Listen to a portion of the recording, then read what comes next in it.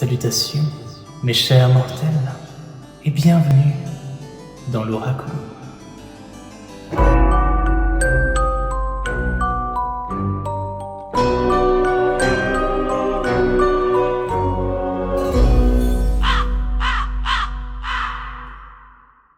Bienvenue à toutes et à tous sur mon nouveau décor pour la guidance d'octobre et novembre. Alors comme tu as pu le voir dans le titre, c'est une guidance assez particulière ce mois-ci, étant donné que ce ne sera pas une guidance mensuelle mais plutôt bimensuelle.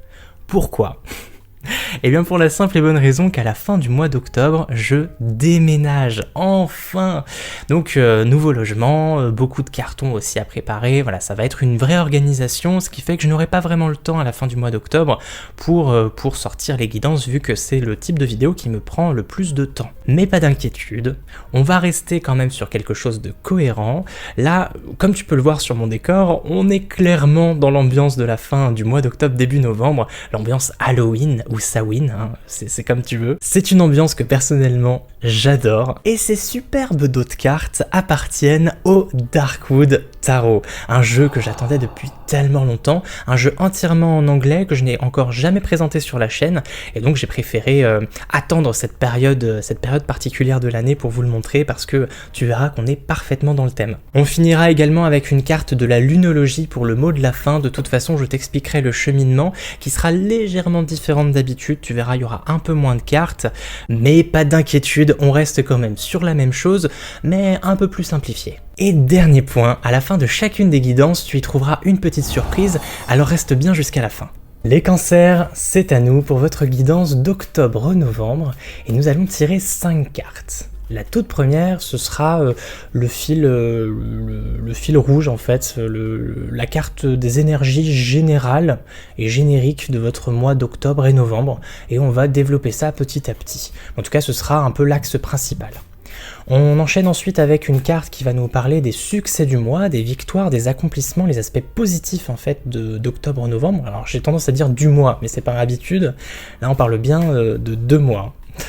On enchaîne du coup avec son opposé, les aspects négatifs, avec les blocages, les défis, les challenges d'octobre-novembre. Ensuite, nous avons l'aspect social, la famille, les amis, les collègues, les relations, les potes, enfin tout le monde quoi, tous les autres. Et ensuite nous terminons presque, avec l'aspect professionnel, les projets, la carrière, l'argent, tout ça. Finalement, je te tirerai une toute dernière carte de l'oracle de la lunologie pour avoir le mot de la fin. Pour terminer sur un petit conseil, tu verras, ce sera très sympa. Donc, la toute première carte que nous avons, qui va concerner les énergies générales d'octobre et novembre, nous avons un roi.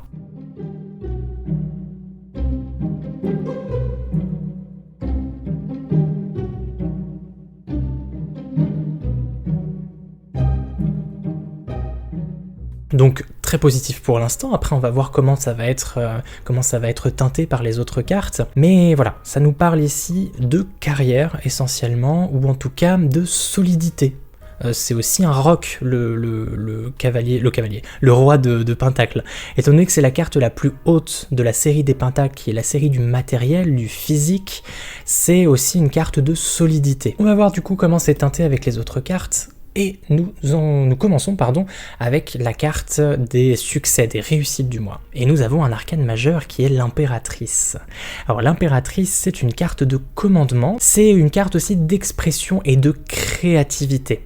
On peut aussi l'associer au féminin de manière générale, ou de manière plus abstraite encore, à la beauté, à l'aspect physique. C'est une personnalité qui prend extrêmement soin des apparences, de ses propres apparences, mais même des apparences de manière générale. Donc dans un aspect créatif, ça va être axé sur le côté esthétique, visuel. On peut parler ici d'une facilité à s'exprimer, à savoir retranscrire, à concrétiser en fait nos pensées, à pouvoir les faire ressortir. Donc c'est une carte d'éloquence, hein. L'impératrice, elle sait extrêmement bien parler. Tu vas réussir à te faire entendre, à t'exprimer, alors pas forcément vocalement, pas forcément avec tes mots, mais tu vas réussir à retranscrire, à matérialiser ce qui se passe à l'intérieur de ta tête. Et ça c'est très bien pour les cancers qui parfois bon, pas tout le temps, mais peuvent se retrouver incapables d'exprimer leurs émotions par peur de blesser l'autre, par peur de faire du mal, par peur aussi de manquer de moyens, de perdre leurs moyens et de se rendre ridicule.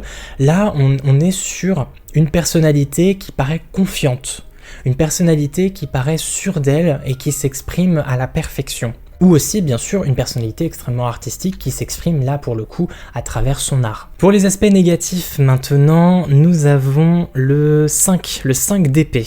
Alors, le 5 d'épée, ça va nous parler, comme on le voit sur l'image, là on voit une jeune fille qui est attachée par le poignet avec ce qui semblerait être... oui, des poignards dans la...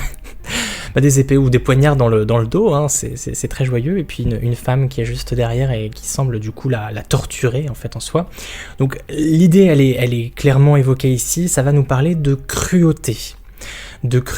Alors sachant qu'en plus là celle qui est attachée est en blanc, donc elle représenterait un peu la pureté, donc il y aurait une sorte d'injustice présent ici, une personne habillée plus en sombre qui fait du mal à une personne habillée en clair. On y voit clairement un déséquilibre, comme si cette personne torturait cette femme innocente qu'on a ici. Donc ça va nous parler donc de cruauté, du fait d'abuser des autres, peut-être par jalousie, par envie. Donc dans les défis du mois, on pourrait y voir des vautours en fait, des personnes qui vous jalousent, qui cherchent peut-être à vous faire du mal. En tout cas c'est comme ça que j'interprète, surtout qu'il y a cette impératrice extrêmement créative, pleine de bonnes idées et de bonnes intentions qui est là dans les aspects positifs. Peut-être que ce mois-ci, tout va vous sourire sur le plan concrétisation de vos idées, d'expression. Peut-être que aussi le fait de parler, le fait d'ouvrir votre bouche ne va pas forcément vous amener en fait, ne va pas vous faire que des amis. Je cherchais l'expression, c'était tout simple.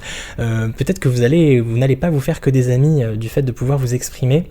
Enfin, ou alors justement votre réussite du fait que vous puissiez matérialiser vos idées va peut-être vous attirer de la jalousie, des personnes qui vont vous vouloir du mal, par envie. Des gens vont peut-être vouloir vous faire du mal. Ce mois-ci, ça fera partie vraiment de vos obstacles, de vos défis du mois.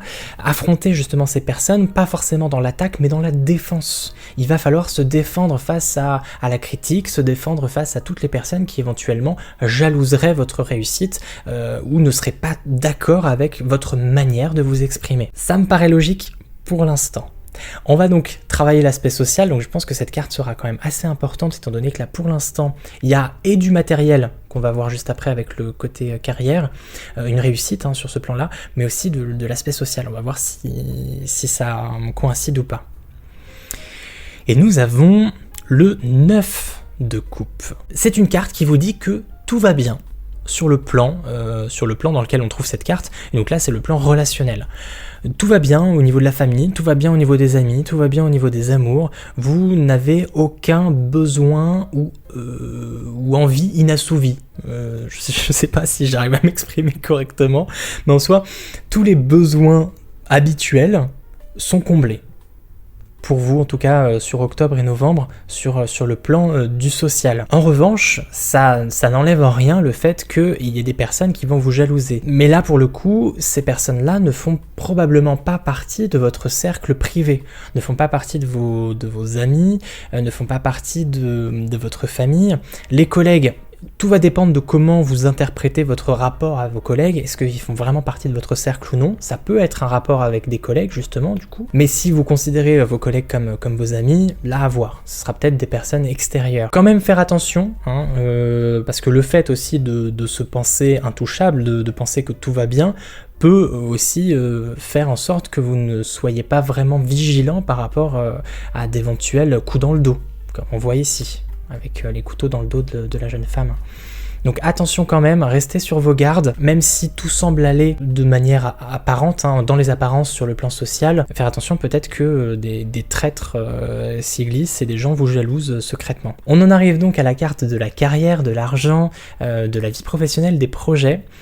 Et nous avons, évidemment, le 7 d'épée qui va vous parler de fourberie.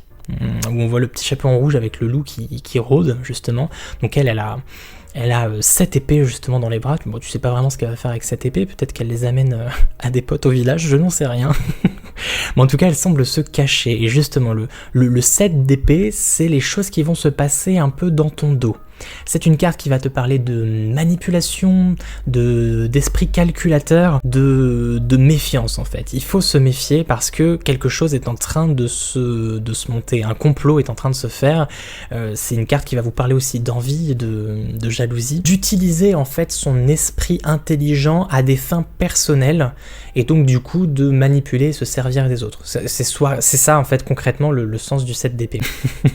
Mon téléphone a coupé, j'ai dû relancer une session de tournage, donc t'étonne pas hein, si la lumière est différente. Bref, qu'est-ce que je disais? Grosso modo, ce mois-ci, les cancers, je vois chez vous une vraie capacité à pouvoir vous exprimer. C'est peut-être très nouveau, ce qui fait que ça va possiblement attirer la curiosité de certains, et dans le lot, on risque d'y trouver des personnes très mal intentionnées. Enfin, très mal intentionnées. Mal intentionnées. Donc il va falloir réussir à se protéger, en tout cas à rester vigilant. Alors attention à ne pas non plus tomber dans la paranoïa, hein. Il va pas falloir chercher les intentions de chacun, sinon bah, on s'en sort plus. Mais dites-vous que là, sur le plan du social, tout semble aller pour le mieux. Je sais que les cancers, vous êtes très concernés par l'aspect social, famille, etc. Là, il n'y aura pas vraiment d'énergie à investir sur ce plan-là, vu que tout a l'air d'aller bien, donc on va pouvoir enfin se concentrer sur nous. Les cancers, vous allez pouvoir enfin vous concentrer sur votre propre vie, votre propre carrière. Ça fait du bien de temps en temps parfois de penser à soi et de pas forcément être concentré sur les autres. Donc voilà, on pense à soi et on n'oublie pas de se protéger parce que ce revirement de situation, ce changement d'habitude risquerait d'attirer de mauvaises personnes. Je vais maintenant vous tirer votre ultime carte avec l'oracle de la lunologie afin d'avoir le mot de la fin. Parce que cet oracle est assez facile à comprendre, il est très clair au niveau de ses images, au niveau de ses messages, et ce sera le petit conseil de la fin en fait. Donc qu'est-ce que vous avez ce mois-ci? Vous avez super lune, les émotions montent en flèche. Alors ça correspond bien aussi au tempérament des cancers qui ont tendance à être très, comment dire, très sensible. Là on va avoir une recrudescence, une augmentation de ces émotions de manière générale. C'est pas plus mal, ça va vraiment insister sur le côté peut-être intuitif et émotionnel de l'impératrice qui fait que justement il y a un besoin de s'exprimer qui est là et qui est vraiment grandissant. Donc là les émotions qui montent en flèche, j'interprète ça par ce besoin d'expression et tout va paraître décuplé ce mois-ci. Donc d'autant plus restez vigilant parce que ça risque de vous aveugler un petit peu justement ce surplus d'émotions, d'émotivité, de sensibilité. Restez quand même aux aguets, restez prudent. Voilà les cancers. Et bien sûr, reste jusqu'au bout de ta vidéo pour profiter de ta petite surprise. A tout de suite. Très bien. J'ai le plaisir et l'honneur de te présenter un nouveau concept que je trouvais plutôt sympa à mettre en fin de guidance comme ça, étant donné que sur la guidance du mois précédent, donc celle de septembre, je t'ai proposé vers la fin du tirage de me poser une question fermée.